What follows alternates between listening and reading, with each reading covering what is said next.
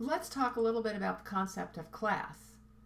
When looking at our two frameworks, essentialism versus social construction, we can see how socially constructed the concept of class can be. But from a purely economic standpoint, you can look at how society is actually stratified by understanding income. For a starting point, I want you to think in terms of two different concepts, income and wealth. They're not the same thing, though they can have a certain amount of relationship between the two concepts. Your income is the amount of money that's earned in a given period of time. Usually we think in terms of what a yearly income would be.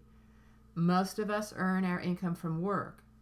Some people have a yearly income from their investments or their accrued wealth.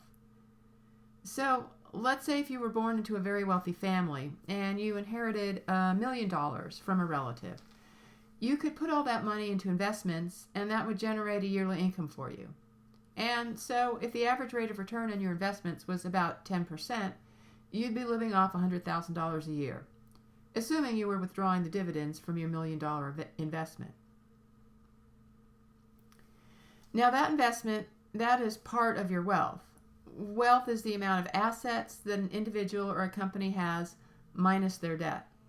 So that includes property, savings, investments, or other holdings, minus whatever you owe. So you can see how someone who is wealthy could have those larger investments that's returning an income. And you can also see that depending on what your income is, that can very well be contributing to how much wealth you can then accrue. So looking at how class is broken down in the U.S., when we refer to upper class, we're referring to those that are in the highest 5% of highest earnings. Realize that it's tough to make the 5% mark without some net worth behind you. Perhaps movie and sports celebrities and the Bill Gates and Steve Jobs of the world have earned all their wealth. But many of those that are in the top 5% income earners have inherited some wealth from their families and are earning high incomes due to their investments. Middle class is referring to the next 45%. Those people that, for the most part, are professionals or managers or executives. Usually there's a college education that's qualifying them for the higher pay, but sometimes it's just work experience or that the person is in a very lucrative sales position.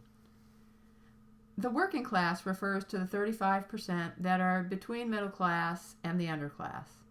These are generally industrial workers, factory workers, and often there is little or no college degree associated with the work. Finally, there is the lower or underclass. That's the bottom 15% of earners in our society. It's the low wage position that's often physically demanding or dirty work that's associated with this kind of pay.